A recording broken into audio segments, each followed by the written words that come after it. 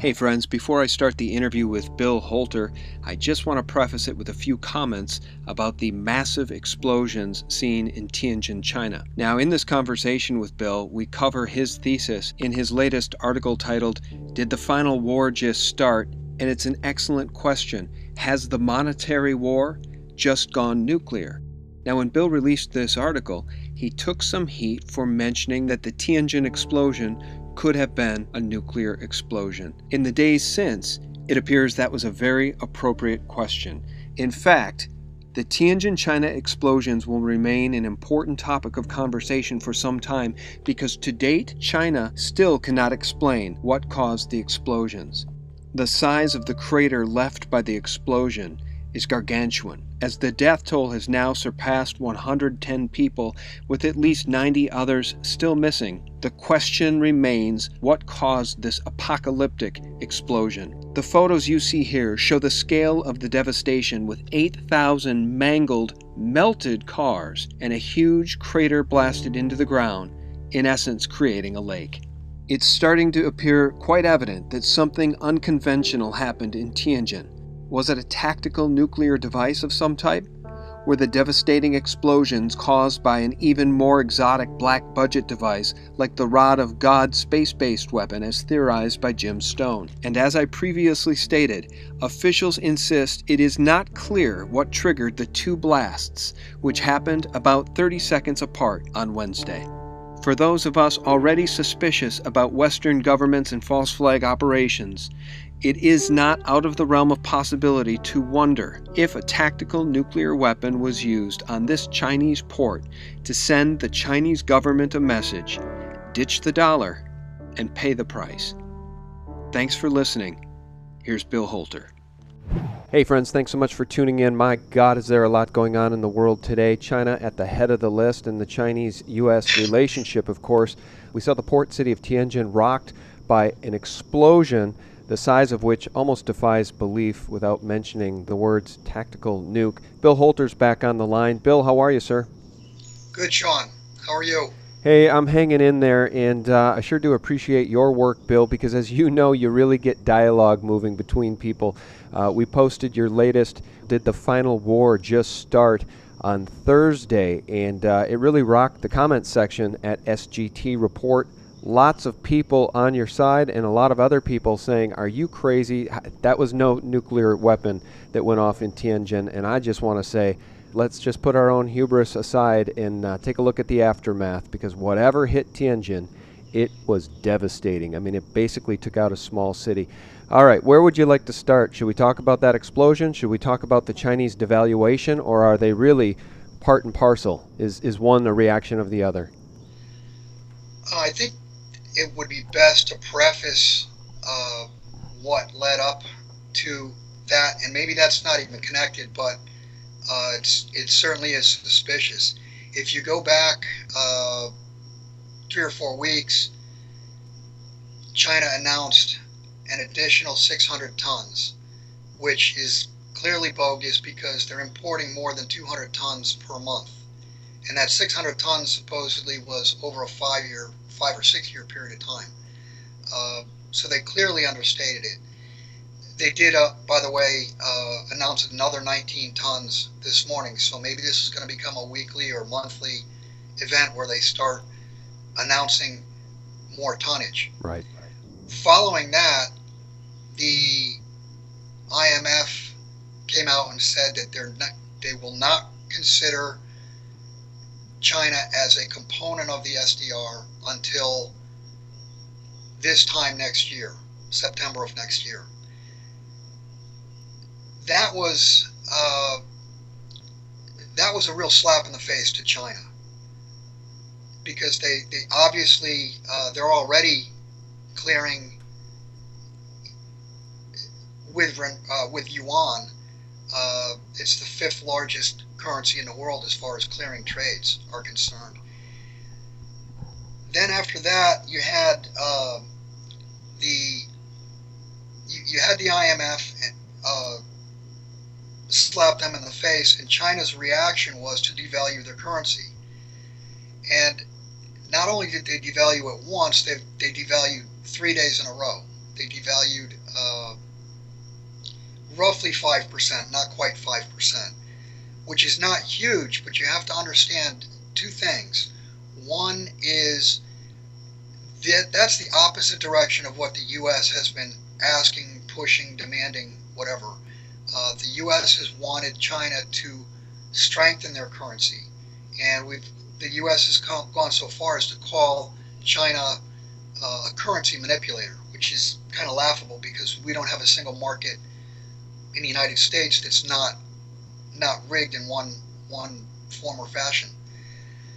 So that's the first thing.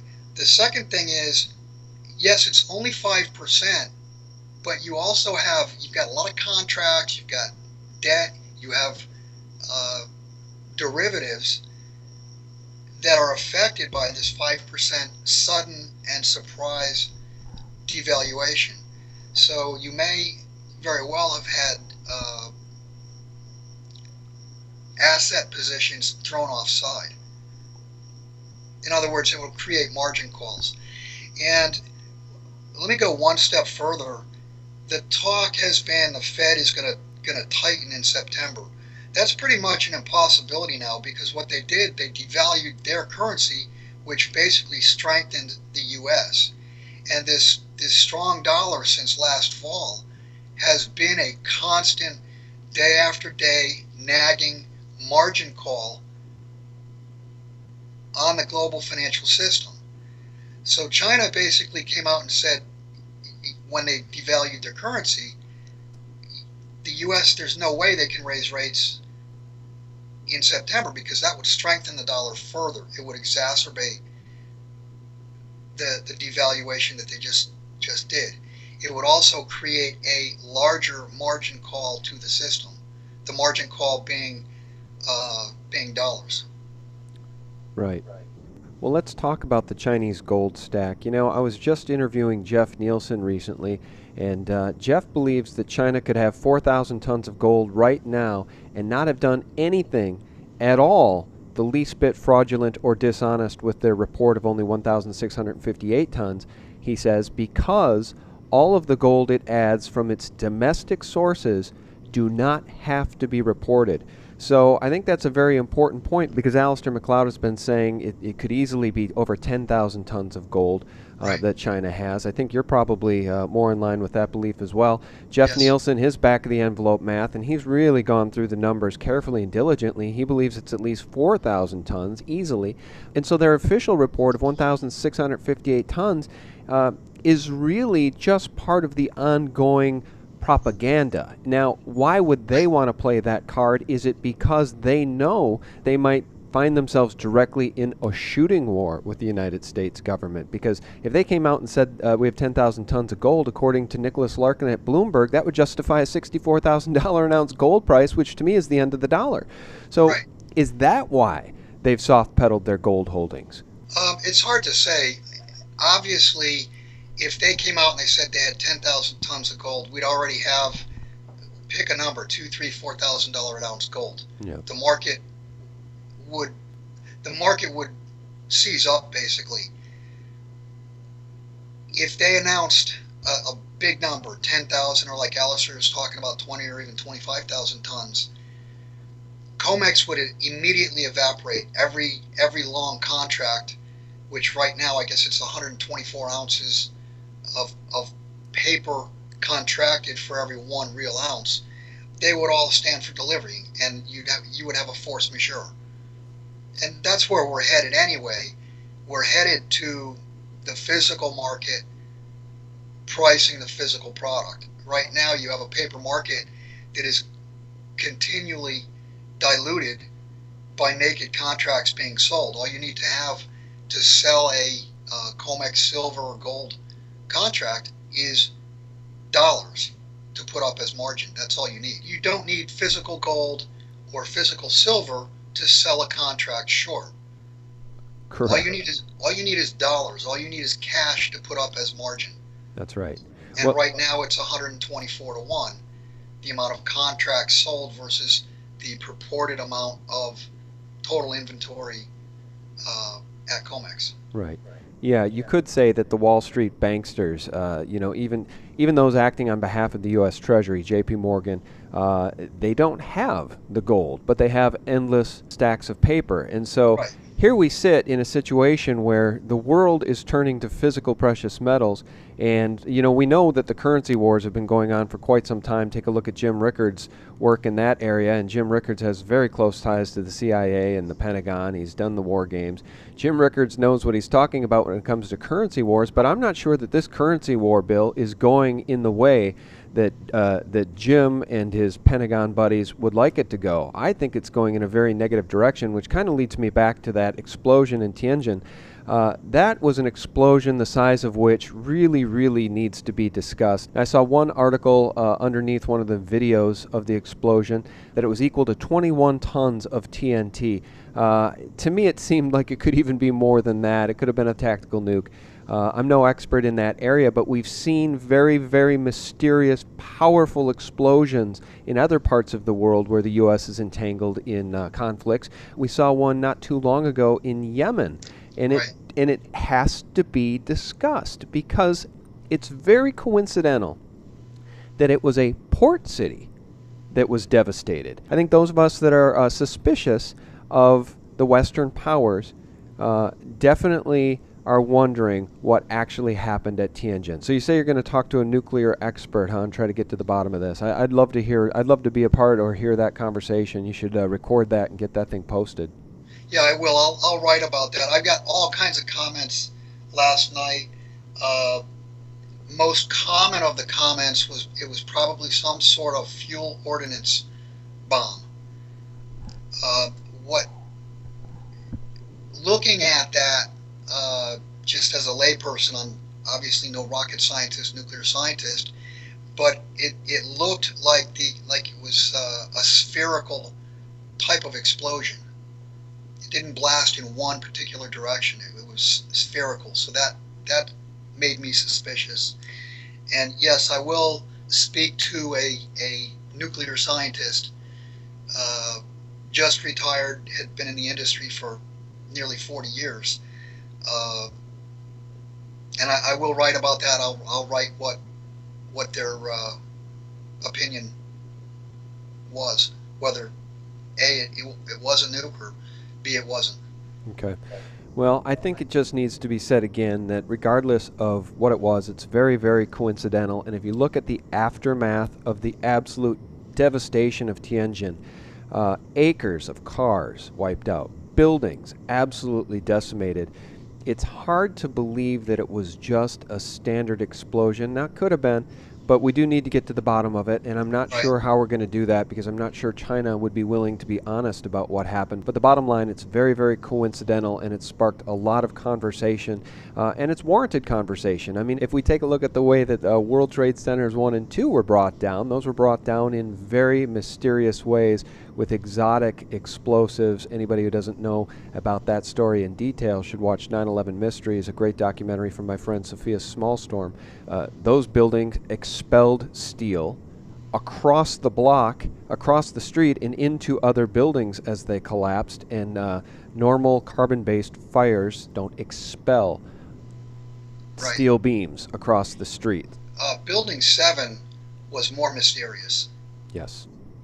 Absolutely. Building 7, which collapsed at about 5:25 in the afternoon, approximately 15 minutes after the BBC reported that the It had building come had down. collapsed. I don't think there's a better smoking gun in the history of false flag terror than that particular tidbit. Look that up, guys. BBC reports about the collapse of the Solomon Brothers building, World Trade Center 7, before it collapsed. The feed was cut, and 10 minutes later, the building came down like a house of cards. Yeah, also the smoking gun of 9/11. So many smoking guns of their terror. I know that Cameron, there in the UK, has said, Bill, that those of us that would question 7/7 or 9/11 should be locked up and put into re-education camps. There is another smoking gun, because if we were wrong, they would not care that we're having Right. these conversations. That's true. I watched that. I watched Building 7 live, and I lived for many years near New York City, and so I knew New York City. I knew which buildings were which, and the BBC reporter reported that it had gone down, and I was sitting there watching my TV, and I'm like, no way, it's right behind you.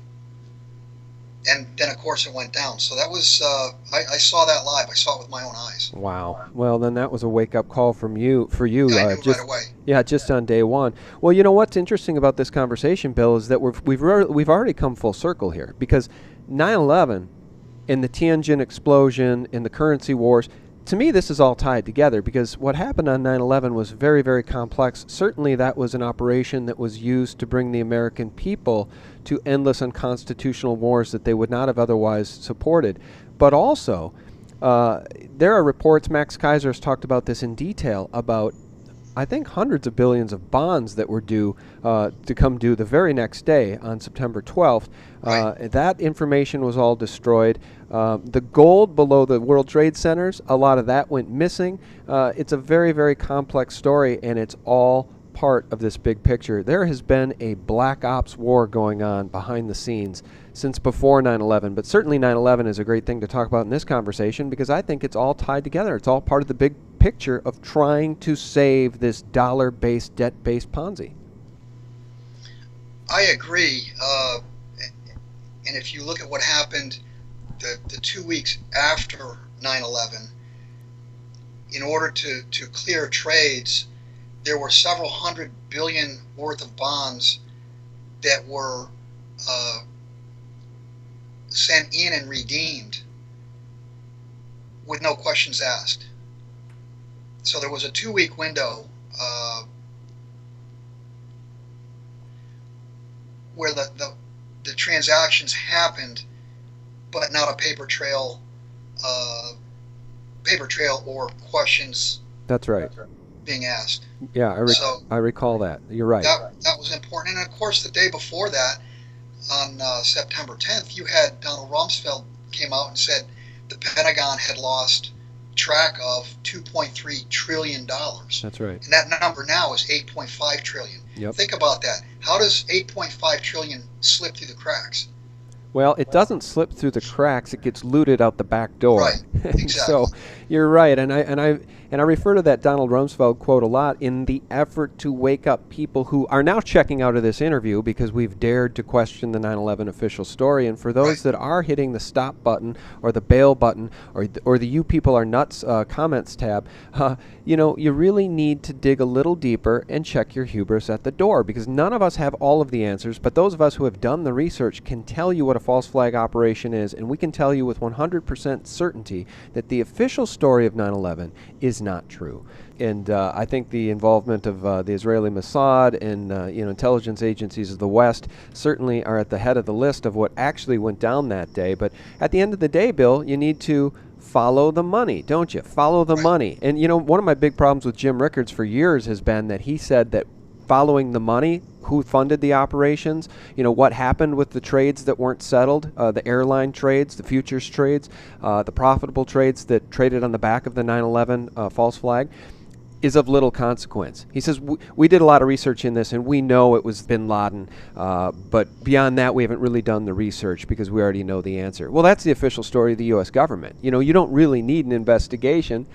Bush didn't want to have the 9/11 Commission. It was only some of the families that questioned the story and wanted answers that pushed for the 9/11 Commission. He begrudgingly gave it to them and then front-stacked it with Henry Kissinger. I mean, the fix has been in for so long, and anybody that can't see that there's more to the story about what happened on 9/11, we can't help them, Bill. And it's just like those that can't see that gold and silver are important to their future to protect themselves from the storm that's coming. If you don't understand that at this point, given all the criminality on Wall Street, given the 19 trillion in debt our nation is, given the currency wars that are happening, then we can't help you. It's hard. Bill, I've often said, we can't wake people up. Our friends, neighbors, and colleagues need to want to wake up. People can't wake up until they choose to. That's correct. People need to dig for the truth. They're never going to find the truth without digging for it. You're not going to find it on CNN. You're not going to find it on ABC, NBC, CBS. You got to dig. And it's not even that big of a chore. It's not that difficult to do. The answers are out there if you're willing to look for them. That's right. And, just one final thing, guys, as it relates to David Cameron saying that anybody that would question 7/7 or 9/11 should be put in a re-education camp. I just want to be very clear about why 7/7 was lumped into that, too. On the morning of 7/7, the 7/7 bombings in London, the London Underground, Peter Powers, who was running a company, that very day, Peter Powers came on the BBC and reported that they were running the exact same drills in the exact same locations. So his hair was standing on end when this happened, because then the drills had to go live. Today we were running an exercise for a company, bearing in mind I'm now in the private sector, and we sat everybody down in the city, 1,000 people involved in the whole organisation, but the crisis team. And the most peculiar thing was we based our scenario on the simultaneous attacks on the Underground and mainline station. So we had to suddenly switch an exercise from fictional to real. And one of the first things is, get that bureau number. When you have a list of people missing, tell them. And so it took a long time. Just to get this right, you were actually working today on an exercise that envisioned virtually this scenario. Almost precisely. Isn't that the age-old tale? There's drills being set up run by the military or the government or intelligence agencies, and then the drills go live. So all the assets are in place, and so is the cover story. It happened on 7/7. And Bill, do you recall FEMA was in New York City on one of the piers the day before, completely set up because they were having a drill on 9/10, and then on 9/11. Oh, how convenient! FEMA's already there. Right. Yeah. Anyway, didn't mean to turn this into a 9/11 conversation. Let's just turn this back to what Jim Sinclair has recently told you. You wrote that Jim said just a few days ago, for the first time in many a moon, gold has very limited downside from here and could move to 2,000 as an initial stop. You write, do you believe it was a coincidence that he speaks now? It's very clear to all of us that gold could move to 2,000 in a heartbeat. My God, Nicholas Larkin said it could go to 64,000 if China just admitted they had 10,000 tons of gold. Well, you could wake up today's Friday, you could wake up Monday morning and the market's not open. And if the markets don't open, then what is your gold worth? Some people will say, well, it's worthless. Not around the world. You could see markets close and the inability to transact, and the flight of capital into a very tight and in backwardation gold market. You could literally see the price double and nothing trade. Well, that's true, and it's doubly so for silver. I mean, right. I just had a conversation with our friend SRS Rocco, Steve St. Angelo from SRS Rocco, and it's stunning. The run is on for physical silver globally, Bill, and it's now quantifiable. Yeah, silver has been very tight. Of course, you've seen the from the retail side of it. Silver's on back order for 2 to 4 weeks, and you see both gold and silver in London in backwardation.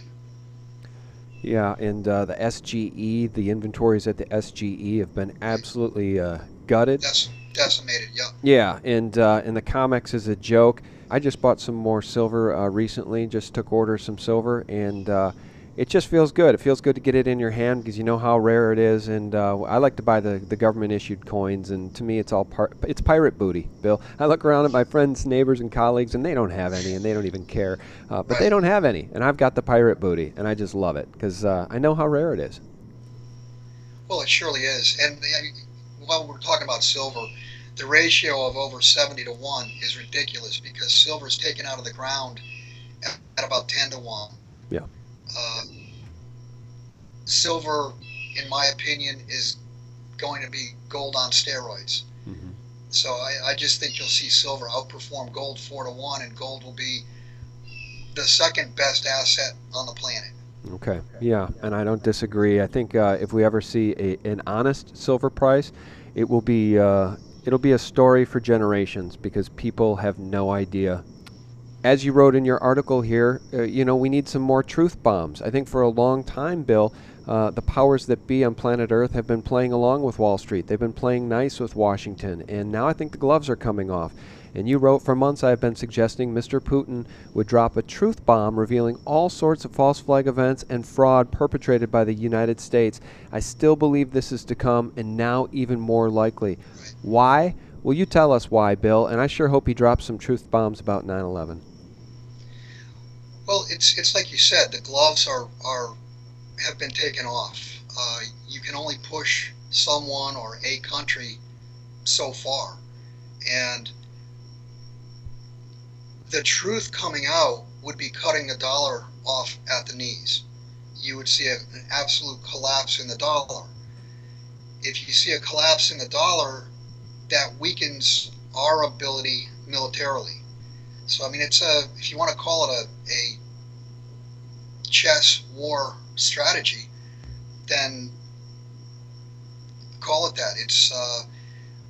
I really believe it's more likely now that the information that they've been threatening to reveal, they're going to reveal with China's blessings. Mm-hmm. Yep. And it's the East aligned against the West. I mean, it just is. And it's a new paradigm, a brave new world, and that's why we have these conversations, as you know, Bill. I mean, trying to document this collapse is a full-time job, and I would just like to leave people with this. At the end of Bill's article, he concludes, "I truly do ask for your comments regarding what happened in Tianjin. Please don't send me opinions. I would like to hear exactly why or why not the explosion was nuclear. I will believe a tactical nuke until someone proves to me it was not. May God help us all with what comes." And the reason I wanted to end with that, Bill, is because some folks in the comments were very proactive and helpful, and others were very destructive and said, some even said, well, but Bill's gone off the rails. If he believes it was a nuke, then he's lost all his credibility, and I'm not going to read his stuff anymore. Check your hubris at the door. All any of us are doing here in the truth movement is doing our level best to try to uncover truth, because we know the Mockingbird mainstream media and the U.S. government isn't going to help us get to the core of truth. And what happened in Tianjin was certainly a nightmare and a tragedy for anyone living near that explosion. And again, just very, very coincidental that it happened just a day or two after China devalued the yuan. And how many more devaluations are there going to be, Bill? It's hard to say. They could continue, they could stop. China's going to do what's best for China. I was going to mention to you, the motto of the CIA is, there is no such thing as a coincidence. Yes, that's right. And the motto of the Mossad is, by way of deception thou shalt do war. So anybody who thinks we're nuts for asking these questions, check your hubris at the door. Hey, Bill, thanks so much for your honesty, your candor, your willingness to speak truth. I know you're going to take heat because we dared to talk about the 9/11 myth, but I really do. But for me, it just elevates your status as a truth teller. I mean, thank you very much. I think it's cool that we had this conversation and you're willing to go there. Thank you, Sean. It's my pleasure. All right, and God bless. Thanks, everybody, for listening. Bill, by the way, before we lose you, do you want to call attention to any website or collaboration between you and Jim Sinclair? Yeah, sure. You can find my work and much other work at Jim's site. It's jsmindset.com. Very good, jsmindset.com. The great Bill Holter and his new partner there, Jim Sinclair. We really appreciate all you do, Bill. Thank you so much. And guys, thank you for tuning in. We wouldn't be here if it wasn't for you. We appreciate truth tellers. We appreciate those trying to uncover truth. Just work with us on some of this stuff. You know, don't throw us under the bus, because sometimes we jump to a conclusion that may or may not be wrong. I think Bill might be right in this case. I think tactical nukes are being used. I think one was used in Yemen, and certainly a government that could pull off 9/11 is capable of anything. God bless. I hope you enjoyed this conversation. If you did, give it a like. Send it along to your friends, neighbors, and colleagues. Who knows? Maybe we could wake up a few more people. Thanks, Bill. Thank you, Sean. All right. God bless, guys. Bye-bye.